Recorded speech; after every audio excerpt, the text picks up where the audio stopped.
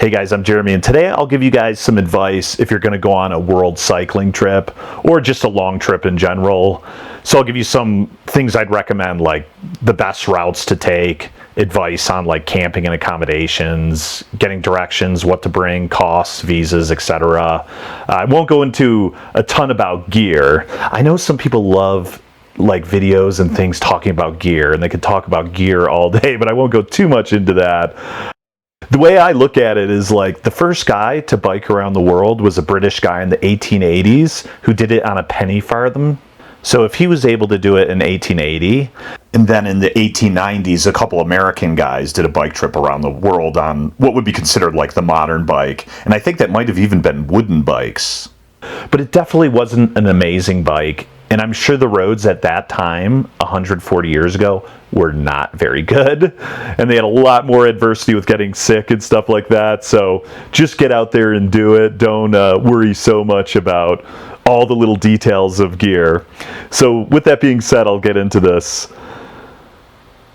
So my first advice would be to get out there and actually make sure you do like a short trip before you do a world trip. I hiked the Appalachian Trail 20 years ago, but before I did that 6-month trip, I did the whole state of Maine a few years before. That 1 month experiences was huge. I learned so much in a month, and I also knew what I was getting into. So some people might set out for a world trip and, they've never even done 2 weeks, and you might end up wanting to quit right away after spending all this money and time. So make sure you at least do like a 2 to 4 week trip before you set out on a world journey. I know on the Appalachian Trail, like I think 75% of the people or something quit within 2 weeks. So just keep that in mind. So how long should you go on a trip for? Well, it depends on how much time you have and how much money you have. But there's another important question you won't know until later, and that's how long are you going to ride until you don't enjoy it anymore? Because the novelty eventually wears off. I think like a year something's pretty good. I think if you're on some of these journeys where I met people doing like 4, 5, 6 years, it becomes like a job, and I wouldn't really recommend that. I would do like a year and like work or something like that for a year and then do another part. I would do it more in sections of like a year or 2 tops, maybe even 3 at the most, but I don't think much longer than that. All the small talk, and you're going to be away from your family and stuff, and you're not going to have the most amazing dating scene biking around in poor countries. So a year or 2 is probably the best thing. So the route is another really important thing. I think out of all the areas, probably Asia to Europe or Europe to Asia is the most popular. And not that Africa and South America or the States isn't amazing, but Asia's just got like the most diversity, some of the best food, some of the most interesting architecture, etc. So there's a few different routes, and it would be much easier to plan a lot of these things. But the problem is that you can't get through Tibet easily. And also, if you're American, you can't bike through Iran easily. And it used to be that you couldn't bike through Thailand, through Myanmar to India. But that changed, I guess, in the last few years. So that's good that Myanmar is open. And if you're from Europe or many other countries, you can get through Iran to Turkey. But if you're an American, you're not going to be able to get through Iran easily. So there's one route, basically would be like kind of the southern route, which would be like through the Indian subcontinent, doing Pakistan to Iran, or you could even go up Pakistan to Xinjiang, China, do Central Asia, and go through Iran to Turkey to Europe or the Middle East. Or another big route that people do is they start in Southeast Asia and go into China and go up to Xinjiang through Central Asia to Russia to Europe. I think the southern route would be much more interesting in general, and you could still do Central Asia, and I'm sure Russia's super interesting, especially if there's not a war. But obviously, it's a huge country. Like I would rather see several different countries, and a lot of that area is I think kind of flat besides the Ural Mountains anyway. And Southeast Europe, like through the Balkans, would probably be cooler. So now the problem is, I definitely think you should see Tibet, but you can only go through Tibet if you're on a paid tour, which most people aren't going to do, right? But the good news is, a lot of people don't realize is that eastern Tibet goes into like half of Sichuan province, northern Yunnan, southern Gansu, and Qinghai. And you can go to those areas. So with that being said, you could either start your route in Chengdu and go down to like Vietnam or Laos or Cambodia through Thailand, through Myanmar, India, and then, like I said, if you're American, go Pakistan up through Central Asia, and then you'd have to fly from like Kazakhstan. I mean, if you didn't do Russia and you still wanted to do like Turkey or the Middle East, I flew from Aktau to Armenia. The Caucasus are great, and then I went through the Middle East, through Iraq and Syria, Lebanon, and Israel. Now, nowadays you wouldn't go through Syria, so you might want to change your route there a bit. But even Turkey through Southeast Europe would be cool. If you started in the Tibetan area, like around Chengdu, that also might be pretty difficult. Those are pretty big climbs. Another cool route could be starting in, like, let's say Bangkok or Chiang Mai. You go through Cambodia, Vietnam, up into like Guangxi, Guizhou, into Sichuan, maybe even up towards Gansu or a little of Qinghai, and then start to go back down through Sichuan into Yunnan, into Laos, or you could go straight into Myanmar possibly from there, but probably Laos, Thailand, and then start to go west that way. And then you still want to do like the Karakoram Highway in Pakistan. That's one of the best in the world, and you'll end up in China again that way. And then in Central Asia, you could go south through Iran. If you're from most countries, I'd recommend that. If you're American, just do the route I mentioned, like fly to Armenia from Kazakhstan or Uzbekistan or something like that. Tajikistan's pretty good too, from what I've heard. And don't worry if you have to take a flight. I mean, you're going to have to take a flight across oceans eventually. So, you know, like I had that part from Kazakhstan to Armenia, but, you know, no big deal. If I could easily get through Iran, I would have, or through Russia, but it was just too much of a hassle. So other things to consider, like, should you do the coasts or mountains? I've met a couple people who were like, oh, I'm just going to do like the whole coast of South America or Africa or Asia or wherever they were at. And I think the mountains are much more interesting. And the coasts aren't as easy as you think. Like, people just assume coasts are flat, but most coasts are actually pretty rugged. I mean, you don't have like 20 or 30 mile climbs like Tibet, but you've got a lot of short ups and downs for like, you know, a few hundred meters or a couple miles and back down. And you're also pretty likely to have big winds, which, you know, if it's at your tail, that's great. But if you have headwinds, it's going to suck. So I recommend totally doing the coast. Like, I've done the coast of Taiwan in some countries, and it's great, especially if you add that with the mountains in the country. But I wouldn't just do like a world trip and only do the coasts. I think the interior mountains would be more interesting in most cases and more rewarding. As far as language and finding directions, that shouldn't be a big problem. These days, there's so many apps out there with the smartphone. When I did it 15 years ago, there was no smartphone, so I'd bring like paper copies and, you know, a book with some translations and things. Or use photos are a great way to communicate. Like, you know, you could show a picture of a hospital, or if you wanted bananas, you could show a picture of a banana or something. But nowadays, you've got so many apps for directions and different things. If you do ask people, it's probably better to show them the name of the city you want to go to or the location in their own language. I know a lot of people want to practice the language, and that's great. Like, you know, more to you if you want to learn all these different languages. Especially, I mean, if you're in the country for a few weeks, that makes more sense. If you're in a country for only 2 to 3 weeks, you're probably not going to get that good at the language. And the problem is that often people will try to say where they're going, and the people don't understand what you're saying, or they think you said another city, and you end up going in the wrong direction. So sometimes it's not always worth it to say things because you might confuse people more. Sorry, ladies, but men are better at giving directions. It's just the way our minds work or whatever. But things like kilometers or timing, when you come up to a male or female, a guy's generally going to be able to tell you how long it's going to be in between like 2 locations, how many kilometers, and this kind of information you need. And maybe it's just because like a lot of guys are maybe more frequent drivers around like the country or whatever, but I generally wouldn't waste too much time asking like women like, oh, how many kilometers is it to the next town? They're like, you know, it's taken me 2 hours in my car, but I don't know how many kilometers that is. So, yeah, probably save your time asking the gentleman for practical things in general. Also with mechanical things, of course, like if you had to get something fixed. I wouldn't cycle at night or in the rain for obvious reasons. You know, you could get hit. Have great reflections, maybe a flag on the back of your bike, have a helmet. I don't think people have good window wipers all the time or can see in the rain, so I wouldn't bike in the rain or at night.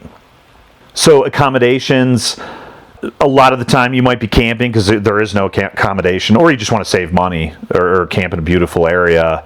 And it's really easy, especially in like Tibetan areas or plains, like Central Asia is real easy. Obviously in jungles or areas with high population density, it's a little tougher. If you're in a ravine or a canyon, the road is obviously super narrow. There's generally not a pull-off for anywhere to camp. I know when I first got into Tibet, it was like that. There was like a canyon, and we were like, oh, we'll just, camp after we get into Tibet. And it was like we were stuck up all night because there was nowhere to camp. I think a couple of the guys just ended up camping literally right in the road. It was a dirt road. It was under construction, so it wasn't completely unsafe. But so keep that in mind, that you won't always find a camping location, especially if it's a canyon or a gorge. I thought a good strategy was to camp next to restaurants when you're leaving town. Of course, if they're like big cities or something like that, it might be a little more complicated. But if they're like kind of small cities, like let's say you're in Kyrgyzstan or some places, or even India in the mountains, and you're kind of leaving town, there's one restaurant there, it's like you have a few drinks, be like, hey, can I camp next to your restaurant? And a lot of the time, the people end up giving you a room, or they don't mind if you camp. I mean, you're patronizing their place. And then you probably have Wi-Fi. You could charge your things, especially if it's going to rain or bad weather. So I think that's a good strategy. Just, go to a restaurant, leaving town, and be like, oh, is it cool to camp out near here? And they'll be like, oh, yeah. And then it's also a little safer in that way. You generally want to be away from other people when you're camping, like out of sight if you can. Now everyone's going to be cool in general, but it's like you're going to get sometimes 5, 10, 20 people will just come up and like stare at you, so which, if it's the first time, or if you like to interact at the beginning of your travels, you won't mind. But after you do that for a few years, you're not really going to want to have people like watching you put up your tent and watch you eat dinner and stuff. I had one time a few years ago where I rode my motorcycle down in southern Sichuan to a Itsu area, which is super poor. And I camped off on the side of the road. I didn't think anyone saw me, but it was still light out. And I was just getting in my tent to go to bed. And a couple guys, I think 3 guys came down, and they were just hammered. And they're like, oh, come out and drink and stuff. And generally speaking, I would have did that, but I was like already in my tent about to sleep. And so eventually they left, but like an hour later they came down. I think they came down like 3 times. And I mean, these guys, this was like deliverance. I opened up the tent, I saw the guys' faces. It was like all his teeth. It was just weird looking dudes. Like his face was just right out of deliverance. So that could have been pretty bad. Sometimes drunk people, or there could be some miscommunication, or they could be mad that I didn't go with them. And who knows? I was actually getting a little weirded out. Like I was almost thinking I was going to have to get up and like leave that evening. So make sure you're in a safe area when you're camping. If you want to know more about the dangers of that kind of thing, the last video I just did is why you shouldn't cycle around the world, and a few people have died on trips. So, and other huge annoyances. So you can check that out. Same thing when you're fixing your bike. You might not want to be around other people when you do it. Guys in general love to fix things. And like that's great if they know how to fix your bike, but they probably don't, because most people don't have these nice kinds of bikes in the countryside. So I've had some guys come up and like, I'm kind of sitting there like they're taking apart all this stuff and doing this and that. And I'm like, that's weird. They know how to fix this. And then like, their truck was leaving. They got in and left. And my bike was kind of like all in pieces. And they didn't fix anything. It was just a mess. So you're going to want to probably do that on your own, unless someone actually knows what they're doing. I don't know why so many guys are like that. If I like saw a Ferrari broken down on the side of the road, like I wouldn't go up and start like going into his engine and like turning things around with a wrench if I didn't know what the fuck I was doing. So I'll go into a little bit about the gear. Of course, the biggest things you're going to have are flat tires and broken spokes.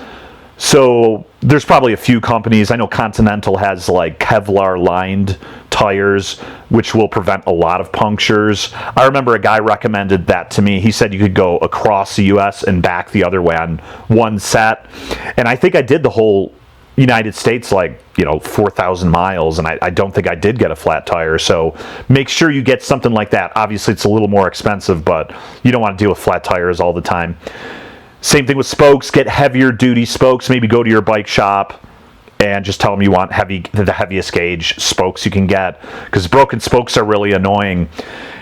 And that kind of gets into the tools part, because I didn't even realize taking off the cassette was that difficult. I didn't realize you needed a special like chain kind of tool, and they go in reverse directions. Like there's a couple different tools you could do it. And I mean, you could technically do it with like pliers and a wrench maybe, but it would be really hard. So make sure you have the correct tools you're going to need. Now, you don't need everything. I mean, there's times when you could, like every country or two, you're going to go through some bigger city, which is going to have like a decent bike shop. So I have them do the major things, but make sure you have all the basic stuff taken care of. It's up to you if you want to use panniers or a trailer. I thought the extra weight of the trailer wouldn't be worth it, but it might be. I haven't tried it personally. I like the idea of having the panniers on. Like if I needed to pick up my bike like over a small creek or something, like it would be a little bit more easy to do some of those things. But you could test that out on your own. I think trailers can be good for certain things. So as far as my panniers, one pannier on the front, I had like an extra tire, extra spokes and tubes and the tools and all that kind of stuff. And then my rear panniers would be almost all for the tent, sleeping bag, sleeping mat. Obviously you need a headlamp and a lot of other things. And then the other couple panniers, I guess, would be a mixture of clothes and other things you'd need for all the different weather you're going to have, right? In some situations you could be in a shorts and a t-shirt, and then get to like pretty heavy gear if it's winter. So that'll just depend on the season, or if you're going to high elevation. I didn't bring a stove and pots and pans and this kind of stuff because I was by myself, and it's like, you could always find like little restaurants or bring food for that evening if you don't have a restaurant. I didn't think it was worth it to cook for one person, but if you're with like a partner or a friend, it might make sense, especially if you have like dietary restrictions or you're like a vegetarian or vegan. But I thought that seems like a big hassle to like cut up things and cook it and wash it out when you could go to a restaurant for $2 or $3. So what kind of bike should you use? I think, generally speaking, any Touring or tandem bike is pretty good. I wouldn't get like a racing bike or something with super narrow tires, because the sidewall of a tire gets hit with rocks on bad roads. So you definitely want a little thicker tire for sure.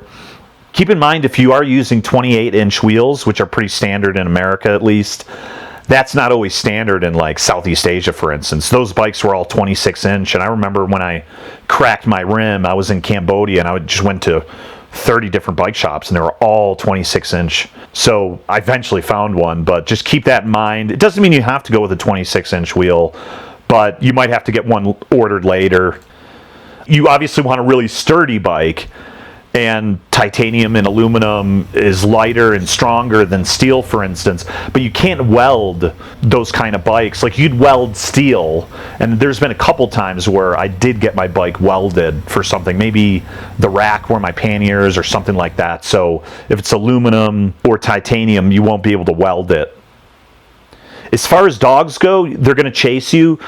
Stray dogs in general don't chase you because they're not like part of a house or like an ownership with like a family or whatever.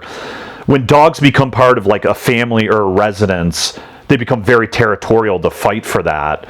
And so they will chase you. And that's just how dogs are. Like they just love chasing wheels or balls and things like that.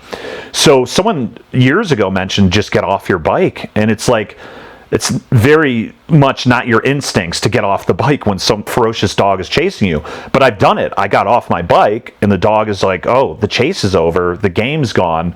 So I'm bored now, and they just walked away. With that being said, I would still have like mace or pepper spray or whatever, and not just for dogs, but as I mentioned in the last video, you might need it against people, especially if they're drunk or they have bad intentions, or you're a female or something like that and a guy approaches you. So I would definitely have something like mace as some basic protection anyway.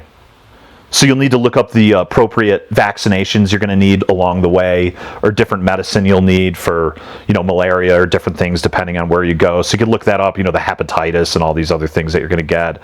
I generally didn't get too sick on these trips, but people do, so keep that in mind. As far as visas go, you'll have to research each country with where you're from. Obviously from the States or Europe or most developed countries, it's pretty easy. If you're from a pretty undeveloped countries, it's going to be a little bit more of a struggle. You could generally get a lot of visas at the border, which is the most convenient. Probably 70% of the time or so you can do that, but not always. With China and many countries I've been to, you'll have to get it in advance. And that could be tricky too, because if you're biking through a country and there's a consulate on the way, you could get the visa. It's no big deal. But sometimes the consulates or the embassy to get the visa of the next country you're going to could be out of the way. So you might have to plan that accordingly, or even get the visa well in advance, like maybe 2 countries away.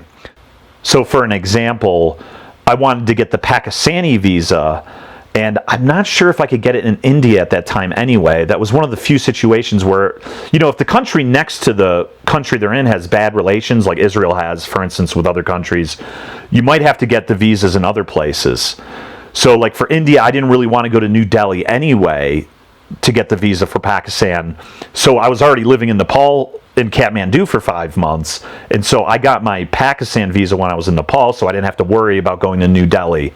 So you're going to have to plan, all these logistics out for stuff like that. And the whole trip in general. It definitely is going to take some planning. But at least there's a lot of good resources online. I mean, you've got Facebook groups, you've got Reddit.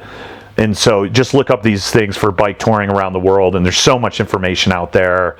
CrazyGuyInABike.com is the one I looked at years ago. That's still around. So there's plenty of info out there. And also keep that in mind that you can't get into some countries if you've been to certain countries. And I think this is mostly about Israel. If you go to Israel first and you want to go to like Iran, Lebanon, and several other Middle Eastern countries, you're generally not able to. So now if you went through Iran and Lebanon and those countries first, you can go to Israel. But they also could give you a hard time at that border. I know I did the Middle East first. They didn't give me a real hard time, but they asked you, like, why'd you go there? Like this kind of thing. And they were okay. But so just keep that in mind. I think that's generally the only region that's like that, but that's something you'll have to check out too. As far as your budget goes, I mean, everyone's going to be different. I would say it should be at least $1,000 a month. I've seen people do less, but with inflation and stuff, I'd say it'd be at least $1,500 to $2,000. But what I can say for sure, at least in my experience, is that you might think you're going to spend $1,000 a month or whatever, but honestly, you end up spending a lot more than you think.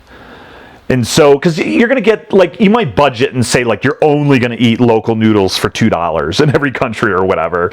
And then, like, you're super hungry when you get to town. And you've been eating, like, basic food for, 2 or 3 weeks. And you meet a few other people from your country or you just get along with. And they're going to a decent Western restaurant with hamburgers or pizza. And there's a good chance you're going to want to go. And maybe the prices of beer are expensive at that restaurant. Or maybe afterwards you're having a great time and you go to a bar to have some drinks, and the people you met might be just traveling for 2 weeks, and they're like, man, I only get 2 weeks a year, I'm going to spend as much money as I can, and you're on a budget for 3 years. Well, you're going to end up spending $50 or $100 that night, and so, like, you're going to end up spending more than you think. Like, there's going to be hidden costs come up all the time, like something on your bike gets broken, or you get sick for a week or two, or you get hit by a car, and so, like, whatever you budget, like, add 25% to that, because there's just going to be a lot of, like, hidden costs or times you're going to spend a little more than you think. Same thing with hotels. You might want to get cheap hotels, and generally speaking, you could get cheaper hotels, but a lot of the time you might have to get a more expensive hotel, especially if you run into some bad weather, you don't want to camp. And also, if you're in China and Myanmar, you can't stay anywhere. You usually have to go to, like, a government-approved hotel. So that means, especially in China, I'd get to a lot of places, which was my biggest pet peeve. I lived in China over 10 years, and this is one of the main reasons I left. It drove me nuts, but you can't just stay at any hotel in the countryside. You can only get, like, the nice hotel in the bigger city. And so that one might be $50 instead of the $10 one in the countryside. Same thing with Myanmar. I mean, I haven't been there in almost 10 years, but you usually can only go to, like, approved places. So keep that in mind, that it's not always going to be $10, $20 hotels. And the same idea of the budget goes for your travels in general, like how far you think you'll go. And you might think you could bike across Europe in 6 months because, when you're back home, you can bike easily 100 miles a day. But when you put all the weight on there and the temperatures and the huge mountains and the elevation and stuff, your 6-month trip might be a year and a half or two. So, and there's another thing to think about too. I wouldn't go if you have any time restraints. I met people on the Appalachian Trail who only had, let's say, 4.5 or 5 months. And that was really stressful because other people, you're just going at the pace you can do. And you might try to go as fast as you can, but if you kind of get hurt or you're not in the mood, you can take a break. Those other guys, they had to stick on a schedule. So that, I think, really makes a trip tough. So make sure you don't have any really big obligations, or at least you've got a window where you can take some breaks and things like that, because being on a tight time schedule really makes your trip a lot more stressful. And you might meet some other friends on the way, because traveling alone can get pretty lonely. Now, the thing is with that, like with hiking, you generally can keep at a more similar pace because, like, for instance, on the Appalachian Trail, there's a lean-to every 8 miles or every 16 miles or so. So people kind of can go at a more similar pace, where with cycling, some people might want to do 60 a day. The other person might want to do 80. So I find that's a little bit more difficult as far as like finding someone you get along with who does the same mileage. So I think a lot of people go alone for that reason. And I also think it's cool to go alone because, like, your interactions with people, like, people are more likely to take in one person. Now, 2 people's not a lot. They'll take in 2 people as well, but I didn't want to experience my journey around the world, like, with another person, like, let's say in a relationship or something, where I'm talking with them most of the time. I wanted to mainly focus on, like, the people I was meeting. And because I felt like sometimes people would, like, go cook and hang out, and they were on their own, and they didn't really interact with the locals that much. They were just interacting with themselves, and I didn't really want to have that experience. So as far as funding goes, the main thing most people probably do is you just work for several years. You know, you save 10, 20 grand or whatever, and you quit your job, let's say, or maybe they even give you a year off and you go. That can be tough for some people. I know, especially saving these days is tough. Like, I've been trying to save money. It's really hard. I would recommend having a remote job or projects you could work along the way to make money. I mean, you could get sponsored, but I think getting sponsored is pretty rare. The other thing is obviously being a social media influencer, but that might not really earn you much money until you've already been going for a year or 2. So you might want to start that like a year before your trip. I've been doing these YouTube videos for a year and a half, more or less, like taking it seriously, and I'm almost at 1,000 subscribers. So you might want to start to get on that stuff early if you're going to do that. Or if you could do other remote jobs, like you're in IT or something, you could get some projects along the way. And then there is the other traditional way, which a lot of us made money over the years, which was teaching English. And you might be able to go from Europe to, like, China and, work for a year or 2 and probably save enough money to go through, like, Africa or South America. And so that could be a good option. And, like, living in Asia is a pretty cool experience. You could also get stopped, though. Like, you might have plans to cycle the world. And I know one guy in Chengdu, he stopped there on his world trip and taught for a while. And then he met a girl, got married, and had a kid. So not that that's a bad thing, but it could change your plans for sure. So anyway, I think I covered most things. If you have any other questions, put them in the comments sections. I'm sure there's a lot of other things I could think about. And that could help you at least with some of the major issues and things to think about. And if you enjoyed the video, like and subscribe. I'll have some more stuff on, biking around the world, but also hiking and my experience in Colorado, or the last 10 years I was in China and living in Asia, teaching and doing tours. I've done commercial fishing in Alaska. I was in the Army 4 years, hiked the Appalachian Trail, etc. So I've got a lot of good information for people in general.